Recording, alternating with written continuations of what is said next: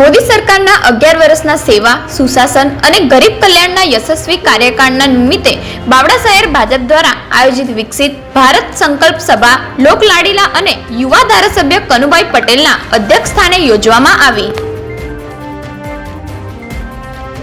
જેમાં સાણંદ બાવળાના ધારાસભ્ય કનુભાઈ પટેલ, પૂર્વ પ્રમુખ ચંદ્રકાંતભાઈ, શહેર પ્રમુખ મિતુલભાઈ, નગરપાલિકા પ્રમુખ પગનાબેન, કારોબારી ચેરમેન કીર્તિભાઈ હાજર હતા. કનુભાઈ 11 વર્ષના વિકાસ કામોની યાદી કરી જુદી જુદી યોજનાઓ વિશે માહિતી આપી અને વૃક્ષારોપણ કર્યું.